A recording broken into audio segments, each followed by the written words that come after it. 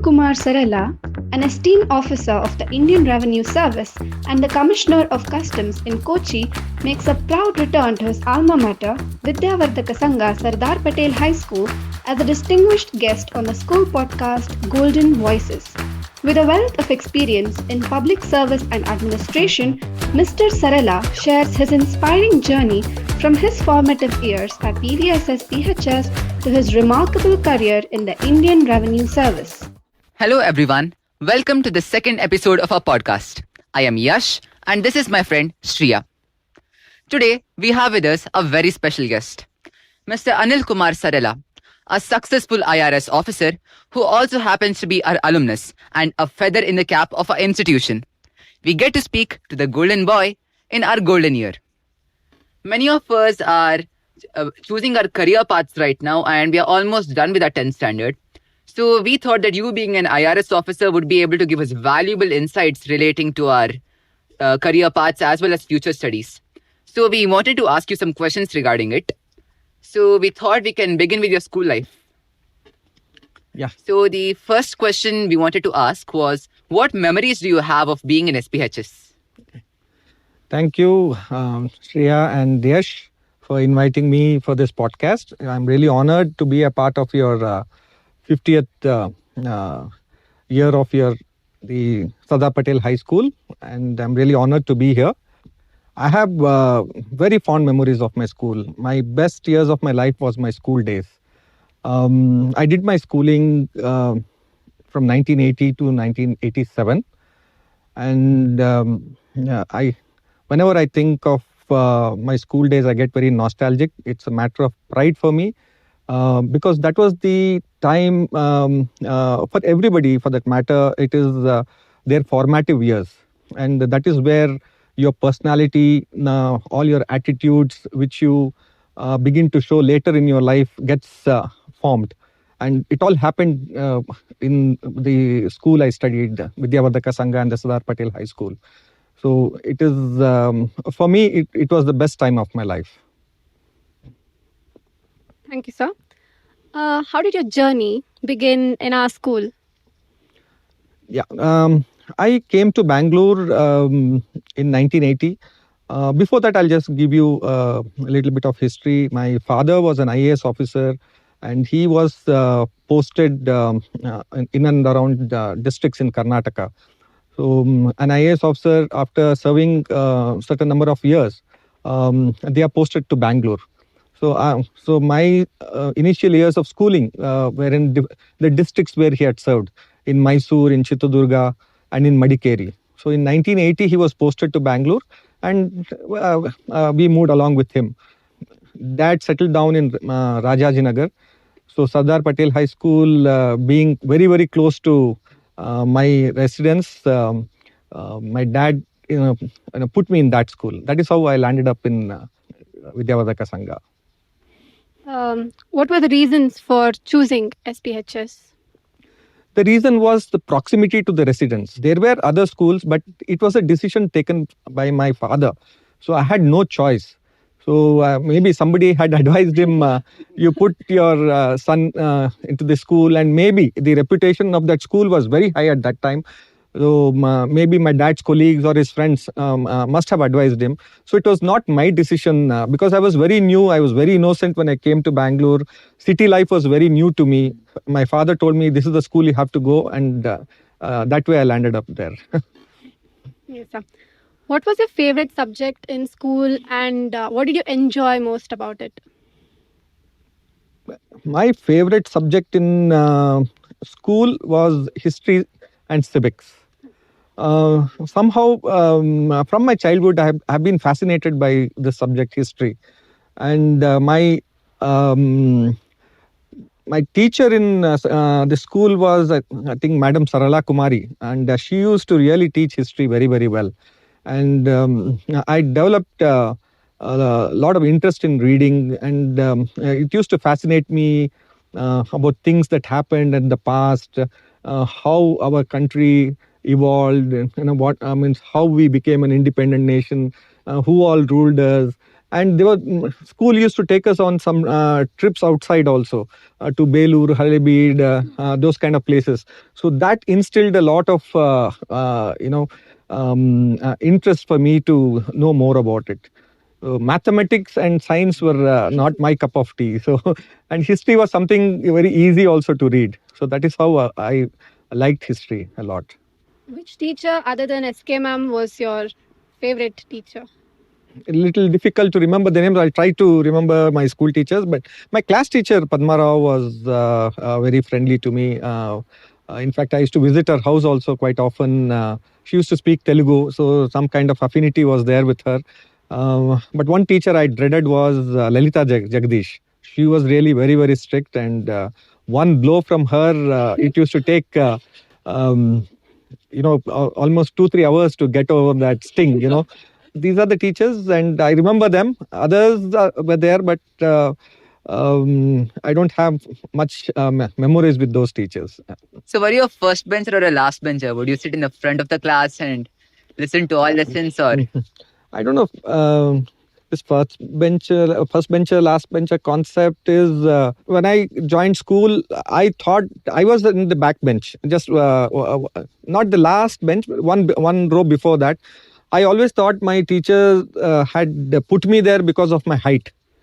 But later I came to know that there was some kind of a segregation where they put all the intelligent, the studious kind of guys in the front, and the not so serious and naughty kind of kids at the back.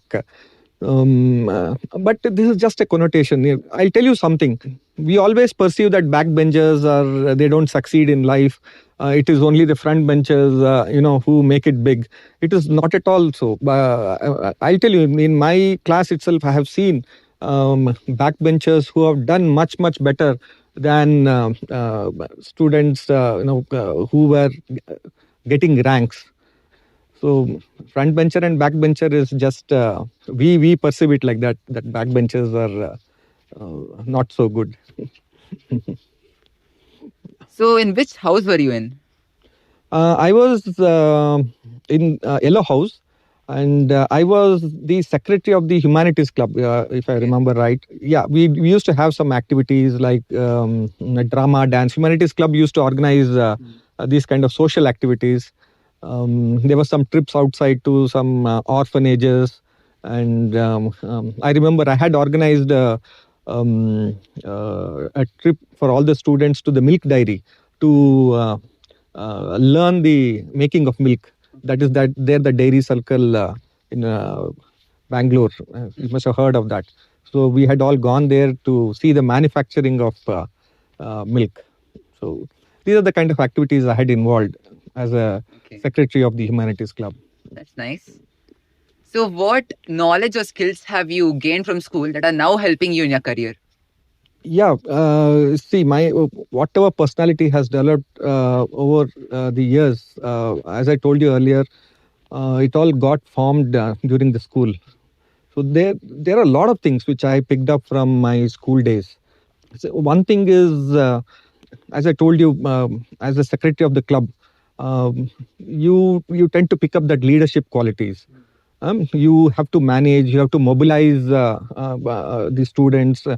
You have to bring them to make some activity. So this kind of skill has helped me in my service now. And the service I am in, especially in government service, it is man management is a very, very important task. In government, it is not easy to get a colleague or a subordinate officer to work and get that output. So you need to manage people. You need to get the efficiency out of them. So this is something. I think the groundwork, the foundation was laid in the school. Then one more thing is that when I came to Bangalore, my communication skills were not good because I studied in some basic schools in the districts. I'm talking about 80s. So my hold over English was not so good. Vidyavardhaka Sangha, the school, the English teachers, the interacting with all the students, and the kind of students which were my classmates, they were really good in their. Some of them were really good in their subjects, their speaking skills. So I was able to pick up the communication skills from them, which is very very useful as an officer. You need to communicate to your officers or to the public with whom I am dealing with. As I told you, my history was my favorite subject, and because of the foundation which I got in the school, I picked up history as one of the optionals for my IAS exams. So I had that confidence to, though I was an engineering graduate, I dumped mechanical engineering as a subject for the civil services, and I felt more comfortable to take history as a subject. And that foundation came to me from all the history classes which I studied in the school. Then all the teamwork. I was also into sports. I was a part of the school cricket team, sporting spirit, and school was it was a kind of a mini India. Now in your class also you'll find people from different backgrounds come. Yes. That kind of mixing with other students, language, culture, that has helped me to deal with the public. My best friend was from Mangalore. He was also a Kini like you. So I picked up Konkani. Like a little bit of Konkani, like that. So school has given me a good foundation that way. Did you participate often in the competitions that were held? Actually, I was a little bit of a shy student. One thing I suffered in my school days was fear of failure. This is something which held me back, which is not a good trait, but I'm telling you, one should get over it. That is my advice to all the students, is that this fear of failure and reprimand or being humiliated because you failed in something, in some activity, that haunted me those days. I was so scared that if I participate in some activity and if I fail, that my own friends or a teacher would laugh at me. It's not true, but that is the kind of fear I had. So this stopped me from competing in a song, dance, or any activity. But later on, over the years, when I came to 8th standard, 9th standard, my friends told me that you play cricket very well. I went into the selections of the school, and the school captain selected me. I think that's the only thing I participated in. Because of my personality, they used to pick me up for Kho and this volleyball. But I was not a very eager participant in anything. So that's very unfortunate. So my advice is that, please take out that fear of failure. Failure will happen, but once you do it once you get over that fear, I think you will surely succeed. So you mentioned that you were the secretary of the Humanities Club. Could you please give us more information about the clubs that were prevalent during your batch? There was a sports club, then cultural club was there, humanities club. These three are the ones I remember. I don't know what other clubs you have. You should tell me. These are the three clubs I remember. Sports club was very active. Do you have a memorable moment of winning in any of the competitions that you participated in regarding sports or any other activities? Yeah, there was one inter-house some dance competition. Yeah. So me and my classmates did a English dance song. I think that's the only prize I got. I think we got second prize in that. Then we had the 10th year anniversary of Sardar Patel High School. At that time there was a tribal dance curated by our dance teacher. I was a part of that. These are the only activities I participated in. Were you always determined to take up UPSC, or were you originally interested in something else? This also has a little bit of a background I have to give you. I told you, my father was an IAS officer. We, being children of an IAS officer, as kids, we got to see the power, the perks, the benefits, what my father enjoyed, the kind of privileges as a IAS officer's son. I was the only son, so I got the taste of it. So as I grew up, it came naturally to me that I should also become like my father. So that is how the interest to take up civil services was there. I moved to Hyderabad for my training for the IAS. So my goal was very clear to get into the IAS. Yeah. So how did you prepare for UPSC? What was your study schedule? Yeah, UPSC, as you know, it is the most premier exams in the country, and one writes to UPSC to become an IAS or IPS or a Indian Revenue Service. There are so many services in the exam. So based on your rankings, you are allotted that service. So it is the most prestigious and the most premier exams of the country. So, and there is a lot of students want to get into to being IAS or IPS officers.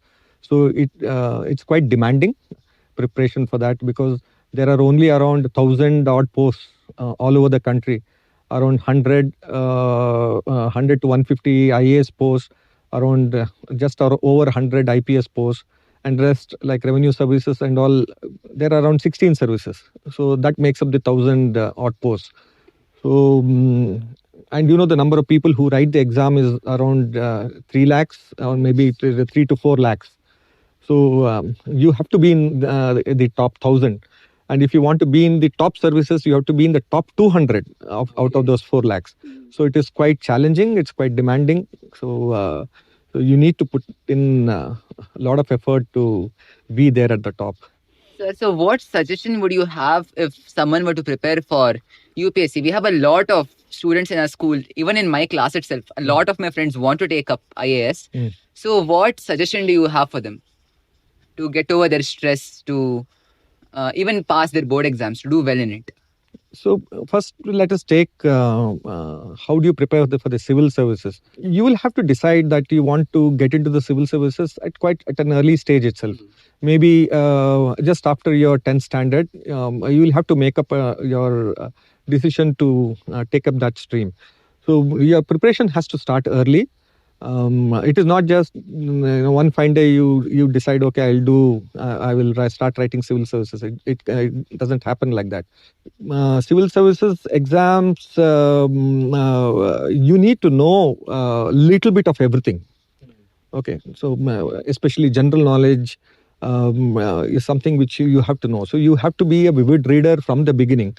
You will have to know what is happening around you, whether it is politics, sports, scientific achievements, technology, whatever it is. You need to be abreast of it on a day-to-day basis. So your preparation has to be early.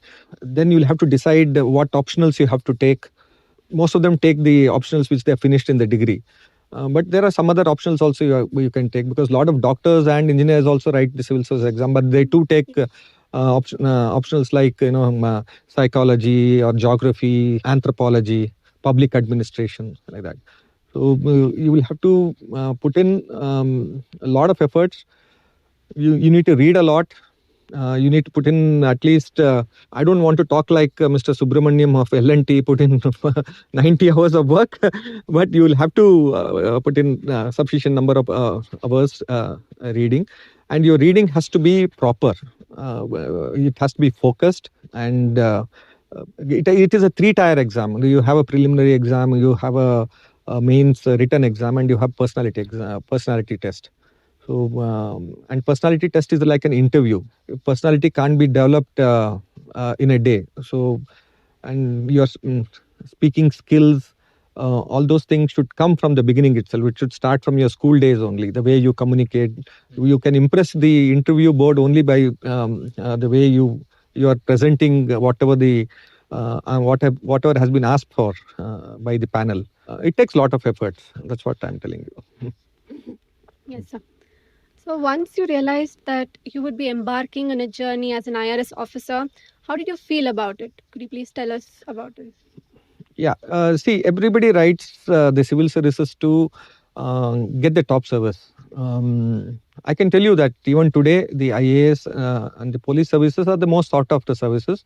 But depending on your ranking, you are allotted the service. And I got the Indian Revenue Service. Initially, I was a little bit disappointed because my father being an IAS, I also wanted to be an IAS officer. But somehow my ranking was not enough to get into the IAS. I didn't like the IPS so much because it's more of a negative kind of a job. I wanted only the IAS, but I couldn't get that. Yeah. I reluctantly I accepted the Indian Revenue Service, but later over the years I found that it is nothing less than the IAS or the IPS. The kind of variety of work which we do in the revenue services is amazing.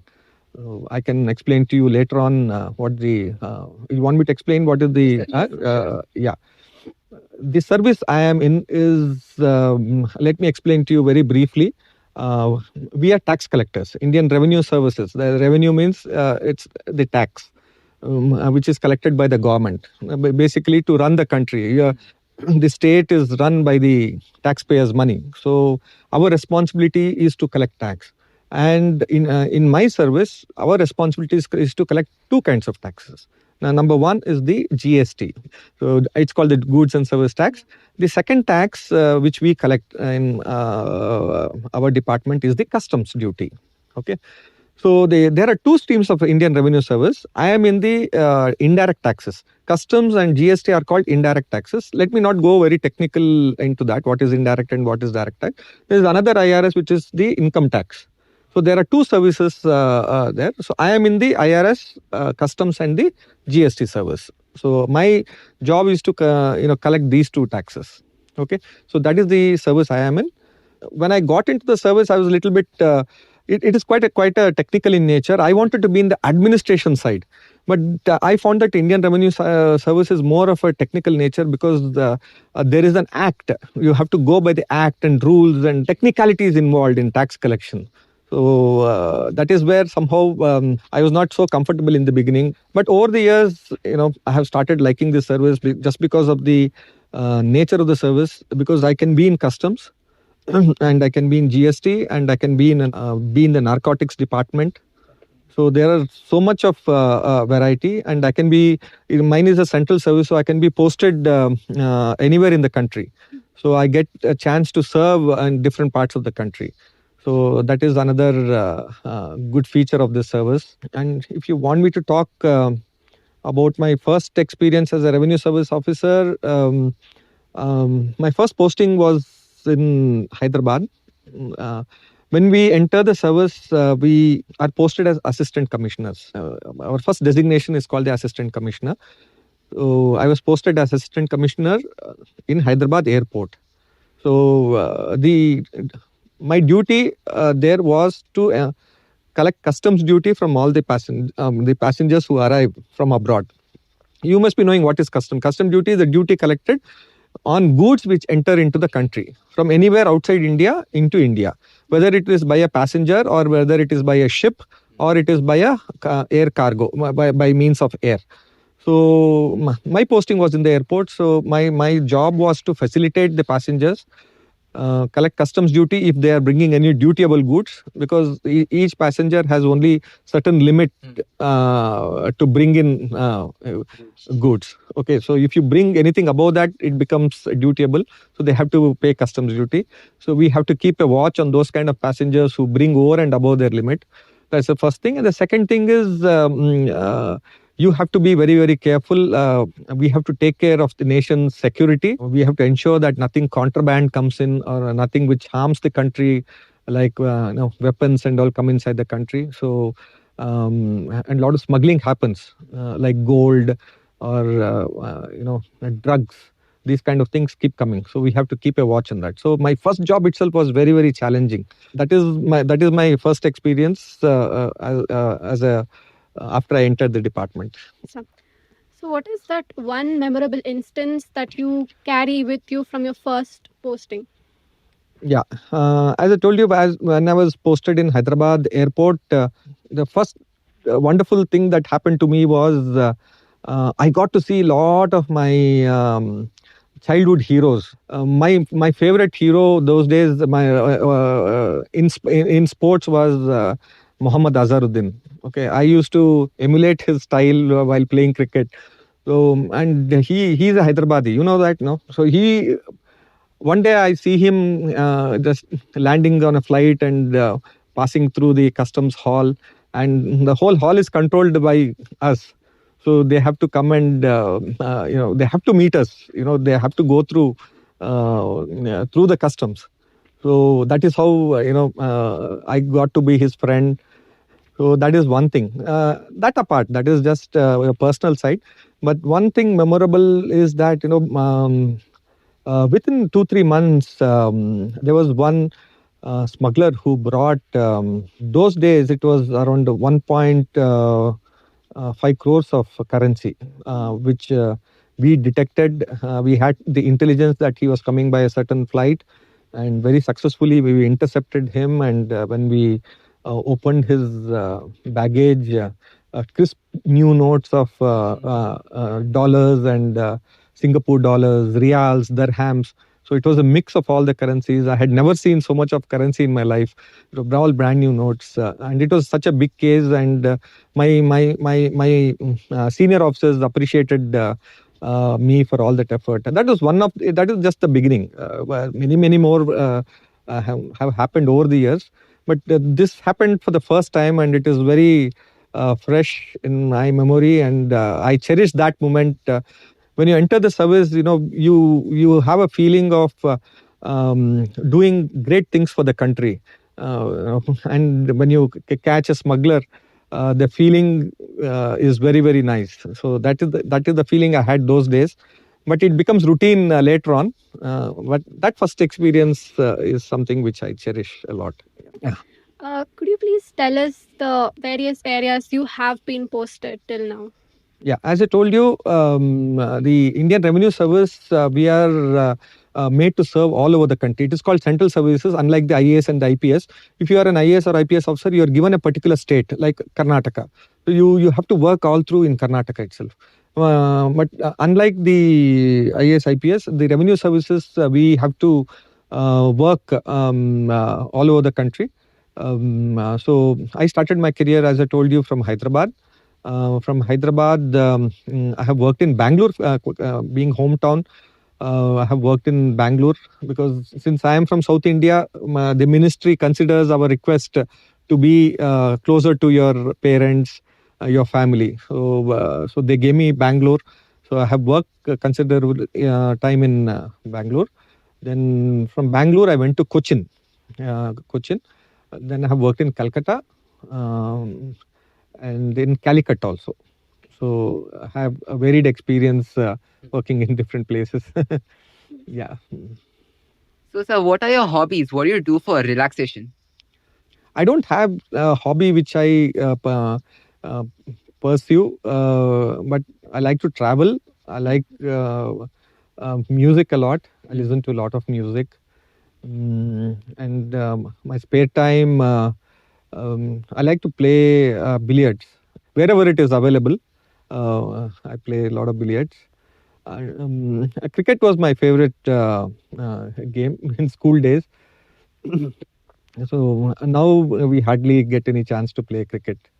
But traveling is my favorite pastime. I don't have any hobby which I pursue very seriously like that.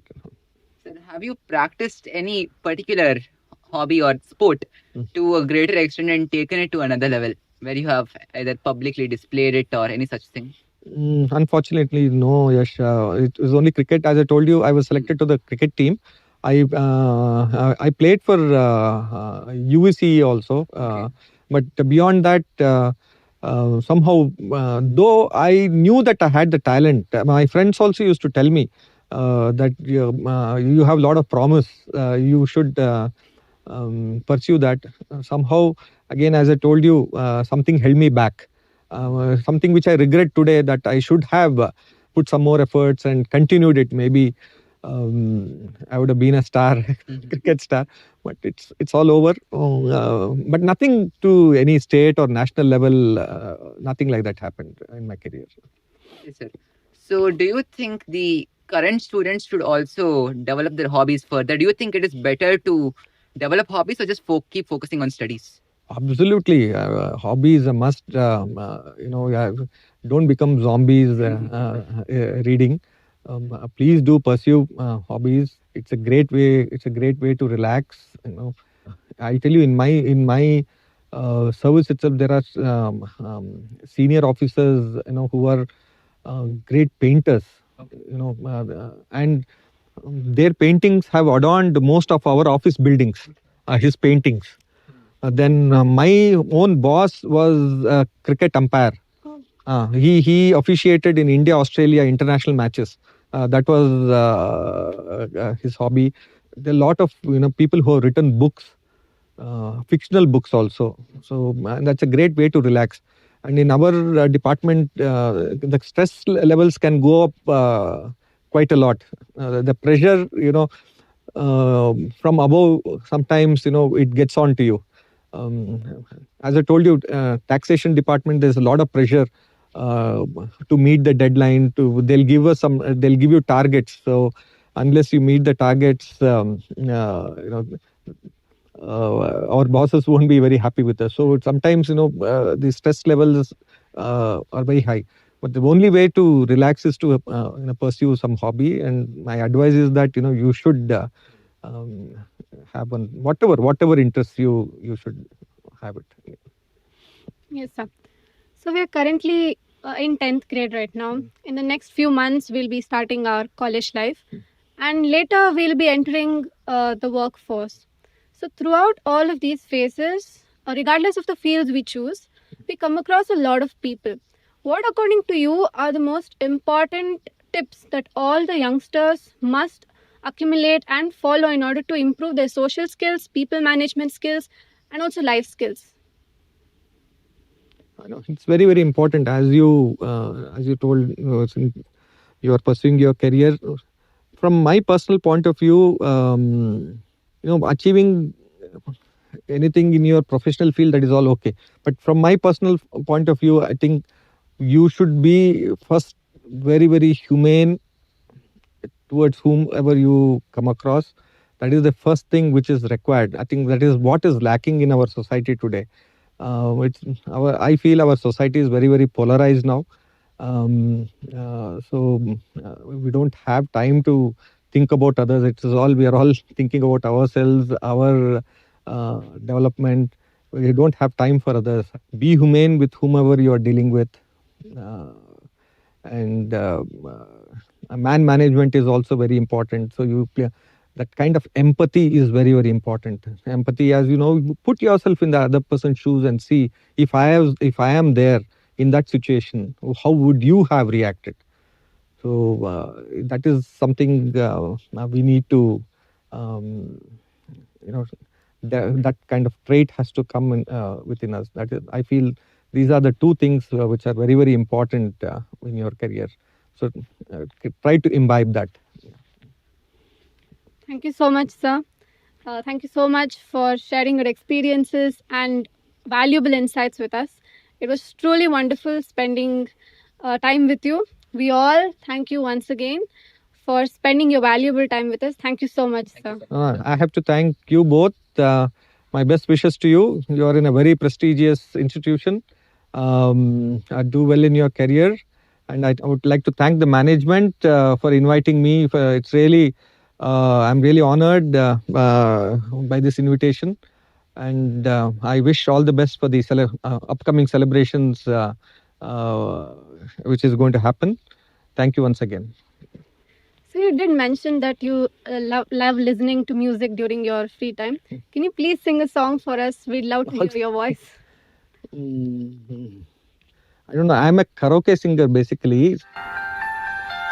चाहे तुम कुछ ना कहो, मैंने सुन लिया के साथी प्यार का मुझे चुन लिया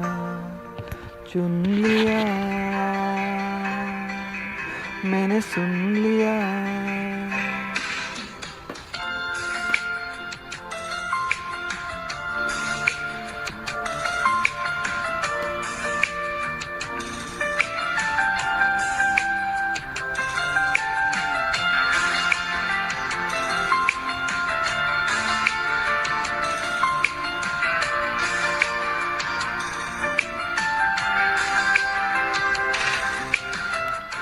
पहला नशा पहला खुमार, नया प्यार है नया इंतजार, कर लूं मैं क्या अपना ये दिले बेकरार, मेरे दिले बेकरार, तू ही बता। पहला नशा पहला खुमार,